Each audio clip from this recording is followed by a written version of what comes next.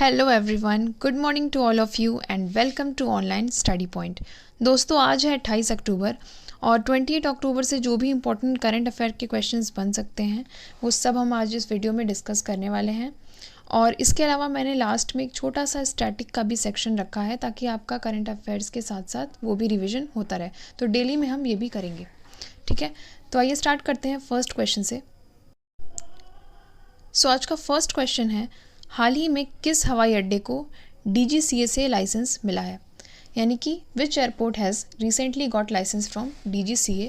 तो इसका आंसर है जयपुर हवाई अड्डा, जो कि आपका उड़ीसा में स्थित है, ठीक है। तो इसे अभी हाल ही में DGCA से लाइसेंस मिल गया है। अच्छा, ये DGCA क्या है? तो जिसे हम फुल फॉर्म है इसका directorate general of civil aviation, जिसे हम हिंदी में कहते हैं नागर विमानन महानिदेशालय। तो ये भारत सरकार की एक नियामक संस्था है, जैसा कि आप पढ़ सकते हैं इसमें। और ये निदेशालय विमानन दुर्घटनाओं तथा अन्य संबंधित घटनाओं के बारे में जांच करता है, यानी कि जितने भी सेफ्टी रिलेटेड इश्यूज़ होते हैं उसकी ये जांच करता है। और इसके जो चेयरमैन है वर्तमान में वो कौन है? अरुण कुमार, ठीक है। और यहाँ पे आप ये भी याद रखेंगे कि जैसे एविएशन की बात हो रही है, तो मैं कुछ पॉइंट्स, अगर आप करंट अफेयर्स पढ़ते होंगे तो आपको पता भी होगा कि अभी हाल ही में इंडिया और साउथ एशिया का जो सबसे सर्वश्रेष्ठ जो एयरपोर्ट बना है वो है बेंगलोर का कैंप गौड़ा एयरपोर्ट। और कतर का एक एयरपोर्ट है हमाद इंटरनेशनल एयरपोर्ट, इसे विश्व के सर्वश्रेष्ठ एयरपोर्ट के रूप में अवार्ड दिया गया है। और इसके अलावा आप एक और पॉइंट याद रखेंगे कि रिन्यूएबल एनर्जी की ज़रूरतें पूरी करने वाला देश का पहला जो हवाई अड्डा है वो क्या है? Indira Gandhi international airport. ये 3 पॉइंट्स आपको याद रखने हैं एविएशन से रिलेटेड, ठीक है। तो चलिए आगे बढ़ते। नेक्स्ट क्वेश्चन है, हाल ही में किस दिन जम्मू कश्मीर का परिग्रहण दिवस के रूप में मनाया गया है? Which day has been observed as the accession day of Jammu and Kashmir. तो ये सेलिब्रेट किया गया है 26 अक्टूबर को, ठीक है।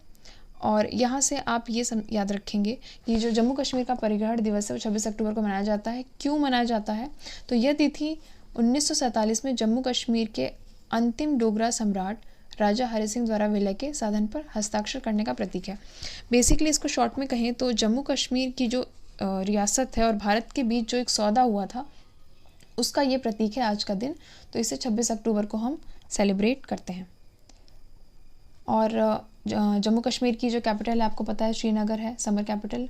विंटर कैपिटल यानी शीतकालीन राजधानी जो है वो जम्मू है। उपराज्यपाल यहाँ के हैं मनोज सिन्हा। और यहाँ का जो विलो क्रिकेट बैट है, कश्मीरी केसर और गुच्ची मशरूम, इन तीनों को GI टैग मिला है। ये बहुत important tag sir, GI tag के क्वेश्चन आपके एग्जाम में आते ही रहते हैं, तो यहाँ से आप ये चीज़ याद रखेंगे, ठीक है। चलिए नेक्स्ट क्वेश्चन है, थर्ड क्वेश्चन है, हाल ही में किसे भारतीय प्रतिस्पर्धा आयोग का कार्यवाहक अध्यक्ष नियुक्त किया गया है? Who has been appointed as the acting chairman of competition commission of India recently.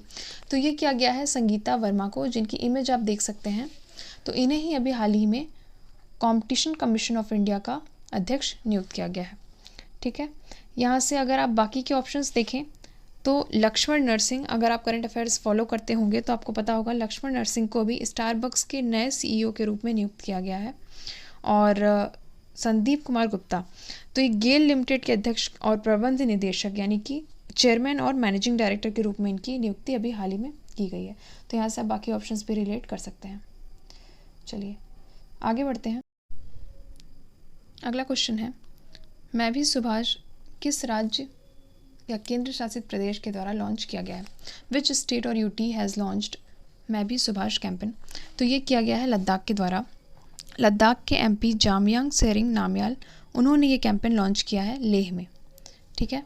तो 23 जनवरी को नेताजी सुभाष के जो जन्मोत्सव के अवसर पर 2023 में जो कि होगा मनाया जाता है 23 जनवरी को, तो इस बार उनका 125वां जन्मोत्सव है। तो इसी के अवसर पर छात्रों और बच्चों को नेताजी के बारे में अवेयरनेस फैलाने के लिए, उनके बारे में बताने के लिए इस कैंपेन की शुरुआत की गई है।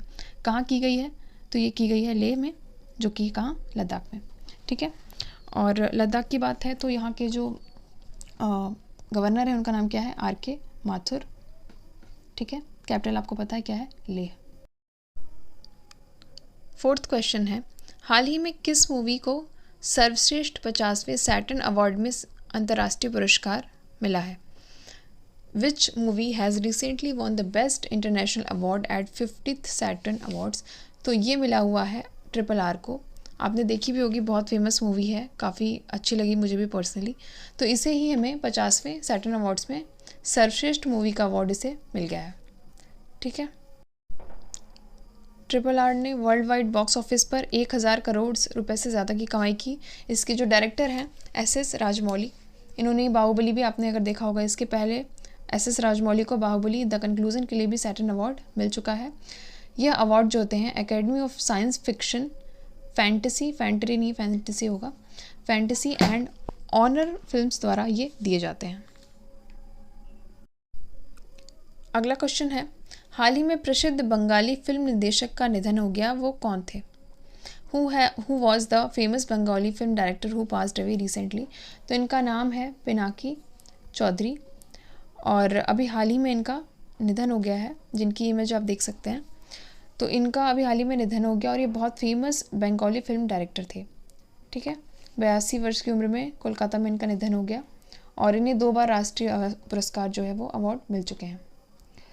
इसके अलावा अगर आप बाकी के ऑप्शंस रिलेट कर सकें तो अमोऊ हाजी, इनका भी अभी हाल ही में निधन हुआ है, और ये फेमस इसलिए थे, एक्चुअली ये वर्ल्ड के सबसे डर्टीएस्ट मैन इनको कहा जाता था। सबसे गंदे आदमी क्यों कहा जाता था?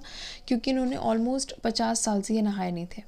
अमोऊ हाजी, इनका भी निधन हो गया, 94 ईयर्स की एज में इनका निधन हो गया। और इसके अलावा राजू श्रीवास्तव, इनको तो आप जानते ही होंगे, बहुत फेमस कॉमेडियन, इनका भी अभी हाल ही में डेथ हुआ है। तो ये सारे इंपॉर्टेंट आपके लोग हैं जिनका भी हाल ही में डेथ हुआ है। ठीक है। नेक्स्ट आगे बढ़ते हैं। नेक्स्ट क्वेश्चन है, हाल ही में डॉक्टर विमल जलान ने कौन सी पुस्तक लिखी है?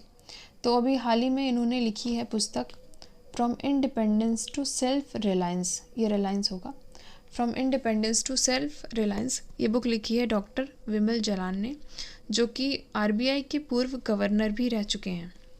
ठीक है। वर्तमान में कौन है? शक्तिकांत दास जी।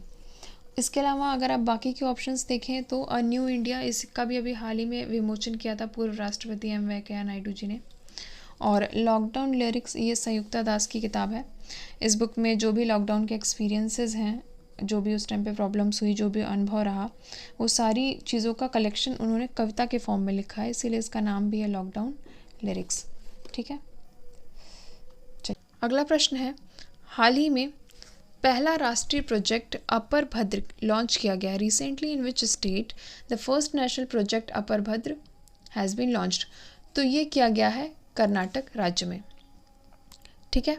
तो कर्नाटक में ये किया गया है, और यहाँ से आप ये भी याद रखेंगे कि ये जो कर्नाटक की पहली ऐसी परियोजना है जिसे हम राष्ट्रीय परियोजना का दर्जा दे रहे हैं। मुख्यमंत्री बसवराज बोम्मई ने अपर भद्र परियोजना को राष्ट्रीय परियोजना का दर्जा दिया है। ऐसा दर्जा पाने वाली ये पहली परियोजना है कर्नाटक की। राष्ट्रीय परियोजना का दर्जा मध्य कर्नाटक के सिंचाई परिदृश्य को बदल देगा, यानी कि जो भी सेंट्रल कर्नाटक का जो एरिया है उसमें सिंचाई की सुविधा को बेहतर बनाने के लिए किया गया है।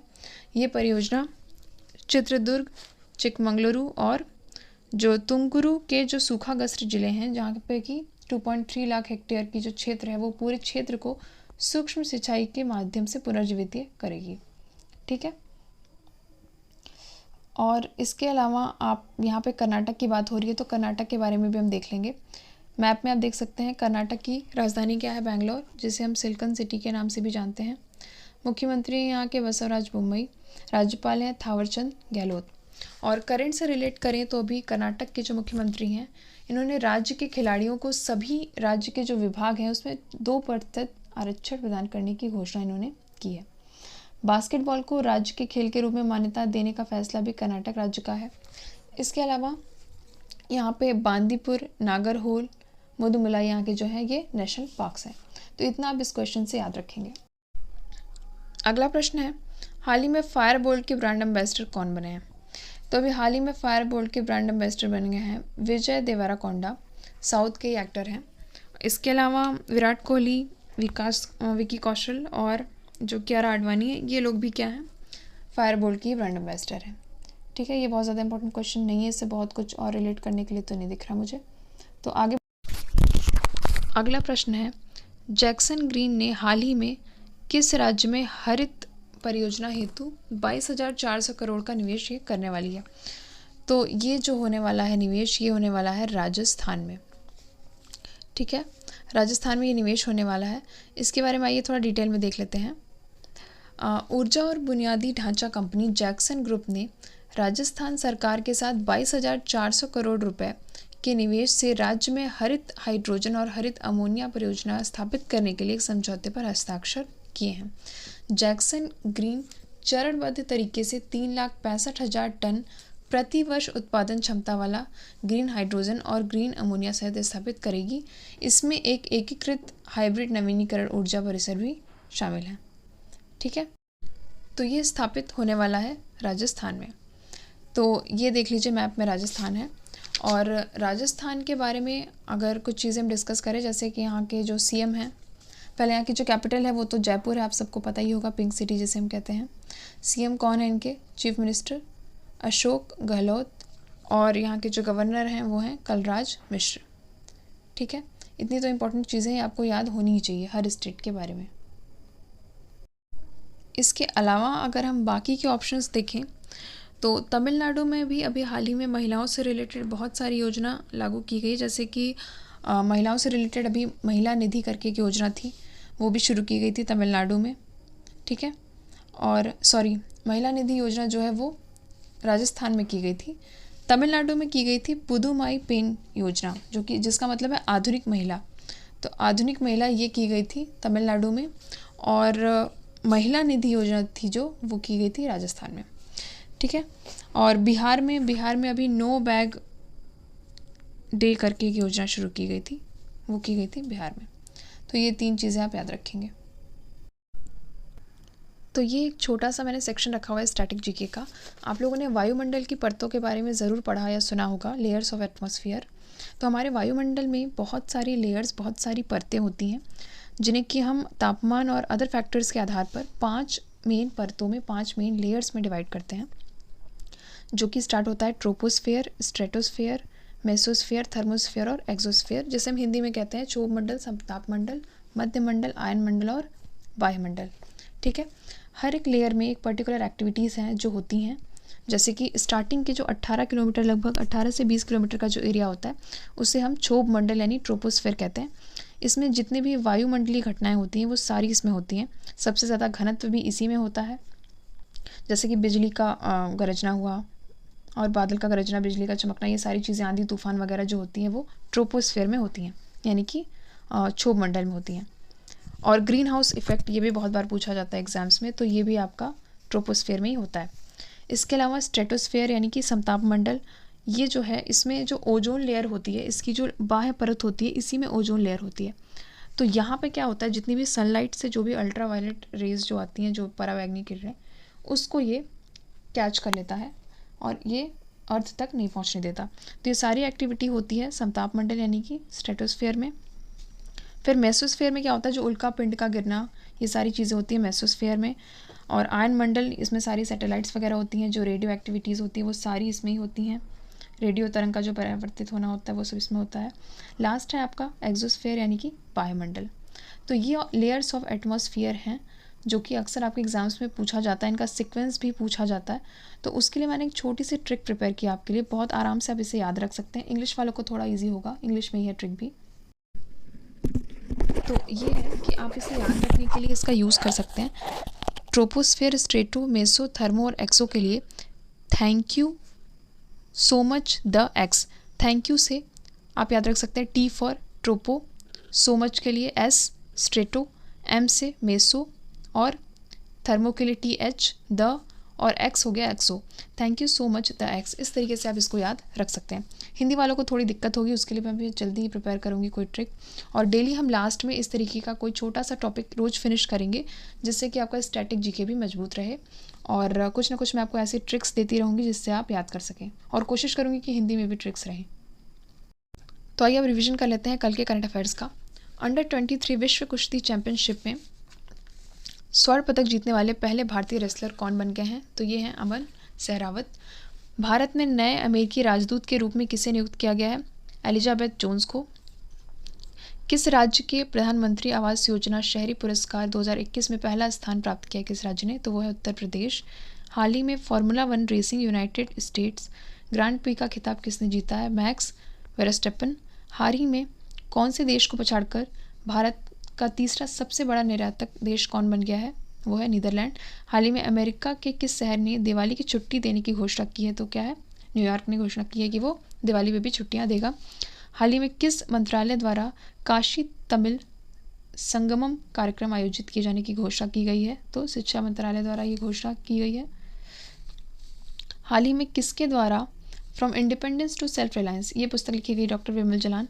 हाल ही में सखारोव फ्रीडम प्राइज़ 2022 किसे दिया गया है? यूक्रेनी लोगों को। हाल ही में अमेरिकी मुद्रा पर फीचर होने वाली पहली एशियाई अमेरिकी बन गई हैं एना मे वोंग। हाल ही में red bull formula 1 racing team के संस्थापक का निधन हो गया, तो वो कौन थे? डिट्रिच मार्टिज। हाल ही में यूनाइटेड किंगडम के 57वें प्रधानमंत्री के रूप में किसे नियुक्त किया गया है? तो ये किया गया है ऋषि सुनक को। ठीक है, तो आज का ये सारा करंट अफेयर्स था हमने, और रिवीजन के साथ साथ हमने देखा है कि स्टैटिक पोर्शन भी थोड़ा। तो आज की ये क्लास यहीं पे ख़त्म होती है, और आपको जो भी सजेशंस क्लास से रिलेटेड देने या जो भी लगता है कि आपको और भी होना चाहिए क्लास में, वो सब आप कमेंट में लिख सकते हैं। मैं उसको पढ़ूंगी और उसमें इम्प्रूवमेंट करने की कोशिश करूँगी वीडियोज़ में, और बेटर जो ला सकती हूँ वो लाऊंगी। So thank you so much for watching. Thank you.